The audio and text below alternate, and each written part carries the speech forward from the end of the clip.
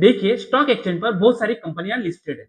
उसमें से कुछ कंपनियां मर्जर या एक्विजिशन जैसे कॉर्पोरेट एक्शन अनाउंस करते हैं, और जैसे ही कॉर्पोरेट एक्शन अनाउंस करते हैं तो उसके बाद उस कंपनी का शेयर का प्राइस अपसाइड मूवमेंट करता है, यानी अपसाइड भागता है।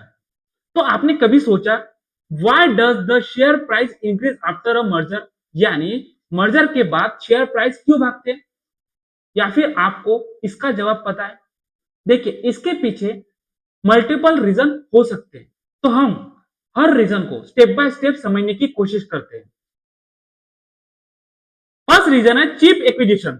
देखिए, मान लीजिए मार्केट में एक कंपनी, उस कंपनी का नाम ए कंपनी और वो कंपनी बायर है, और सेकेंड कंपनी का नाम है बी कंपनी जिसे एक्वायर करना चाहती है ए कंपनी। लेकिन ए कंपनी जो बायर कंपनी है ना, वो बी कंपनी को टारगेट कंपनी यानी वो डिस्काउंट प्राइस पर उस कंपनी को खरीदना चाहती है।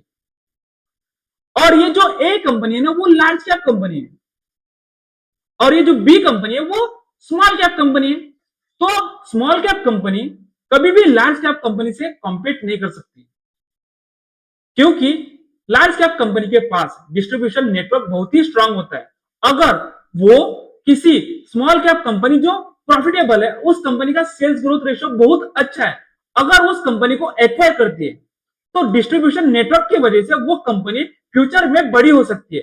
और वो कंपनी अगर कंटिन्यूसली प्रॉफिट जनरेट कर रही है और फ्यूचर अर्निंग बहुत अच्छा होगा, तो उस वजह से उस कंपनी का जो मार्केट प्राइस है वो भी कंटिन्यूसली अपसाइड मूवमेंट करेगा। अगर कोई कंपनी मर्जर या एक्विजिशन का कॉर्पोरेट एक्शन अनाउंस करती है और उस कंपनी का जो second reason strong synergy visible है, तो उस वजह से उस कंपनी का शेयर का प्राइस अपसाइड मूवमेंट कर सकता है।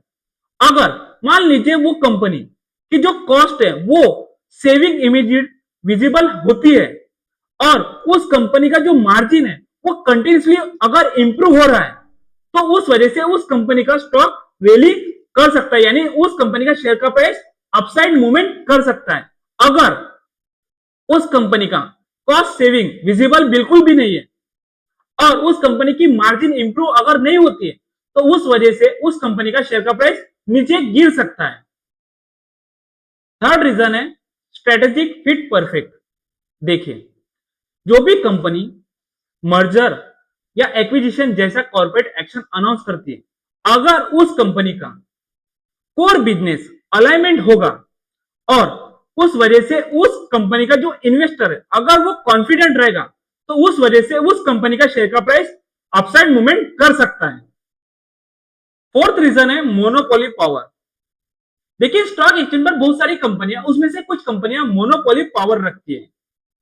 टेलीकॉम इंडस्ट्री में कंसोलिडेशन एग्जांपल, जिसमें कंपटीशन बहुत कम है, तो उस कंपनी के या फिर उस इंडस्ट्री के कंपनी के पास प्राइसिंग पावर होगी, जिस वजह से वो प्राइसिंग पावर को इंक्रीज कर सकता है, जिस वजह से उस कंपनी का शेयर का प्राइस अपसाइड मूवमेंट कर सकता है, यानी उस कंपनी का स्टॉक का प्राइस ऊपर जा सकता है। ये प्रॉपर परफेक्ट एग्जांपल बिल्कुल नहीं है, क्योंकि जब इस कंपनी का ओएफएस आया था या फिर ये दोनों कंपनी मर्जर हुई, उसके बाद उस कंपनी का शेयर का प्राइस कंटिन्यूसली नीचे गिरा है।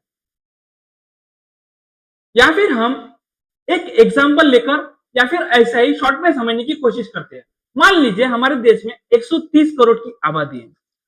अगर ऐसी इंडस्ट्री हो जिसमें वो खुद मोनोपोली हो, यानी उस इंडस्ट्री में वो सिंगल पर्सन है और वो ऐसा प्रोडक्ट इनिशिएटिव है या फिर इन्वेंशन है जिससे उस कंपनी का कंटिन्यूसली प्रॉफिट होगा, क्योंकि वो मार्केट में अकेली कंपनी है, जिस वजह से उस कंपनी के पास प्राइसिंग पावर होगा और वो प्राइसिंग पावर बढ़ाएंगे, उस वजह से उस कंपनी का जो प्रॉफिट है वो ग्रो होगा, जिस वजह से उस कंपनी का शेयर का प्राइस भी ग्रो हो सकता है।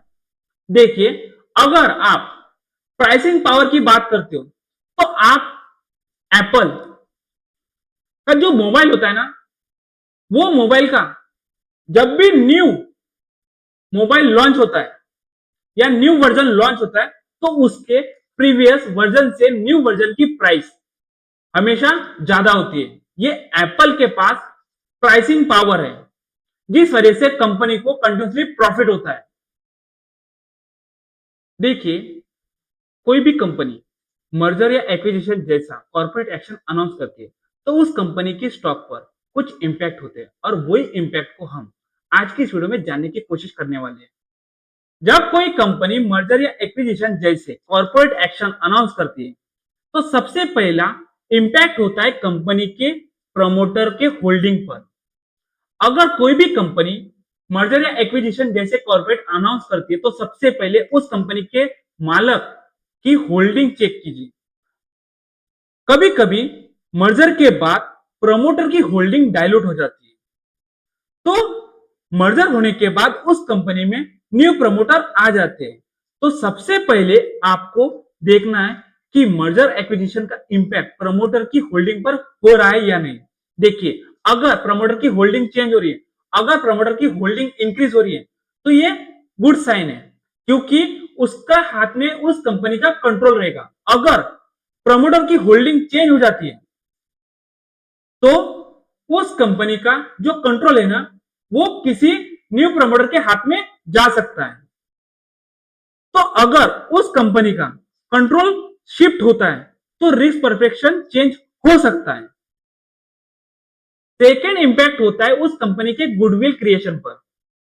देखिए, जो भी कंपनी मर्जर या एक्विजिशन कर रही है या फिर उस कंपनी का बैलेंस शीट में गुडविल क्रिएट हो रही है और अगर कंपनी ने टारगेट कंपनी को बुक वैल्यू से महंगा खरीदा है, यानी एक्स्ट्रा अमाउंट पे कर खरीदा है, तो वो गुडविल बन जाता है। फ्यूचर में अगर वो कंपनी एक्सपेक्टेड परफॉर्मेंस न दे तो गुडविल इंपेयरमेंट हो सकता है, प्रॉफिट क्रैश हो सकता है, तो उस वजह से उस कंपनी के शेयर का प्राइस गिर सकता है। थर्ड इंपैक्ट होता है कंपनी के रिटर्न रेशो पर, यानी ROA, return on equity ratios पर। तो रिटर्न ऑन इक्विटी का फॉर्मूला है net profit divided by share holder equity. अगर एक्विजिशन के बाद उस कंपनी की इक्विटी इंक्रीज हो रही है लेकिन उस कंपनी का प्रॉफिट बिल्कुल भी नहीं बढ़ रहा है, तो उस कंपनी का रिटर्न ऑन इक्विटी गिरेगा और market return on equity sensitive होता है। जब कोई कंपनी कॉर्पोरेट एक्शन अनाउंस करती है या लागू करती है तो उस वजह से उस कंपनी के कैश फ्लो पर उसका इंपैक्ट हमें देखने मिलता है, यानी उस कंपनी के कैश फ्लो पर प्रेशर पड़ता है।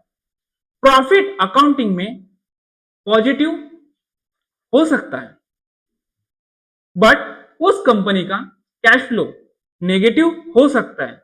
अगर एक्विजिशन में हेवी कैश फ्लो आउटफ्लो हो रहा है तो वर्किंग कैपिटल टाइट हो सकता है और फ्यूचर में उस कंपनी में प्रॉब्लम आ सकती है और रिस्क बढ़ सकता है।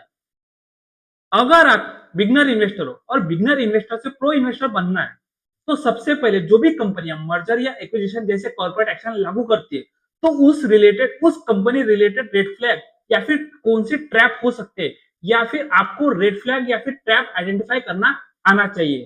तो मैं आपको कुछ पॉइंट बताता हूं जिससे आप किसी भी कंपनी के रेड फ्लैग या ट्रैप आइडेंटिफाई कर सकते हो। यहां ध्यान से सुनना। फर्स्ट रेड फ्लैग होता है एक्सेसिव प्रीमियम। मान लीजिए कोई कंपनी है, अगर उस कंपनी को दूसरी कंपनी एक्वायर कर रही है और वो कंपनी को मार्केट प्राइस से 50 to 70% प्रीमियम पे वो कंपनी बाय कर रही है तो आपको केयरफुल हो जाना है। सेकेंड रेड फ्लैग हो सकता है हाई डेप्थ फंडेड डील। अगर कोई भी कंपनी मर्जर या एक्विजिशन जैसे अनाउंसमेंट करती है, अगर उस कंपनी का डेप्थ स्पाइक हो रहा है तो ये एक डेंजरस साइन है या फिर इन्वेस्टर के लिए डेंजरस हो सकता है, क्योंकि कंपनी डेप्थ लेकर वो दूसरी कंपनी को खरीदना चाहती है और डेप्थ लेकर अगर कंपनी खरीदती है किसी भी कंपनी को तो उस कंपनी का इंटरेस्ट बर्डन बढ़ जाएगा। अगर कंपनी प्रॉफिटेबल भी है तो प्रॉफिट का ज्यादातर हिस्सा सिर्फ इंटरेस्ट चुकाने में चला जाएगा। अब बात करते हैं थर्ड रेड फ्लैग की। वो रेड फ्लैग होता है फ्रीक्वेंट एक्विजिशन। देखिए, अगर कोई कंपनी है जो हर साल किसी और कंपनी को एक्वायर कर रही है और उसी कंपनी का ऑर्गेनिक ग्रोथ वीक है, तो ये एक रेड फ्लैग हो सकता है। फोर्थ रेड फ्लैग है सडन डाइवर्सिफिकेशन। देखिए, मान लीजिए एक स्टील कंपनी, वो स्टील कंपनी प्रॉफिटेबल है या फिर लॉस मेकिंग है, जो भी हो, अगर वो कंपनी सडनली दूसरी इंडस्ट्री यानी फिनटेक कंपनी को एक्वायर करती है, तो ये एक सिंपल सा रेड फ्लैग हो सकता है। कोर कॉम्पिटेंस मिसमैच है। अगर सेम इंडस्ट्री में कोई कंपनी किसी और कंपनी को एक्वायर करती है, तो ये एक गुड साइन होता है। लेकिन सडनली किसी और इंडस्ट्री की कंपनी को खरीदना, ये एक रिस्की हो सकता है। फिफ्थ रेड फ्लैग होता है अकाउंटिंग मैनिपुलेशन। देखिए, जो भी कंपनी मर्जर या एक्विजिशन जैसे कॉर्पोरेट एक्शन लागू करती है, तो उस वजह से कभी कभी कंपनियां ना अपने अकाउंट में फेरफार करती है, जिसे मैनिपुलेशन बोला जाता है। अकाउंटिंग में प्रॉफिट लॉस स्टेटमेंट में छेड़छाड़ होती है। अगर कोई कंपनी मर्जर या एक्विजिशन अनाउंसमेंट करती है, तो उसके बाद आपको चेक करना है वन टाइम गेन्स, एक्सपेक्टेशनल इनकम और एडजस्टेड इबिटा। ये सब नंबर को आर्टिफिशियली स्ट्रॉन्ग दिखा सकती है मर्जर या एक्विजिशन करने वाली कंपनी, तो ये एक रेड फ्लैग होता है। तो आप फंडामेंटल एनालिसिस के थ्रू आइडेंटिफाई कर सकते हो कि कंपनी ने अकाउंटिंग में क्या छेड़छाड़ किया है। अब हम बात करते हैं सबसे लास्ट ट्रैप की। वो ट्रैप होता है पीएसयू ट्रैप। पीएसयू सेक्टर की बड़ी बड़ी कंपनी या फिर बड़ी बड़ी बैंक मर्जर कभी कभी पॉलिसी ड्राइवन होते हुए होती है, शेयर होल्डर रिटर्न ड्राइवन बिल्कुल भी नहीं। एग्जाम्पल के तौर पर बहुत सारी वीक बैंक है, वो स्ट्रॉन्ग बैंक के साथ मर्ज हो जाती है। स्ट्रॉन्ग बैंक के शेयर होल्डर को शॉर्ट टर्म में पेन होता है,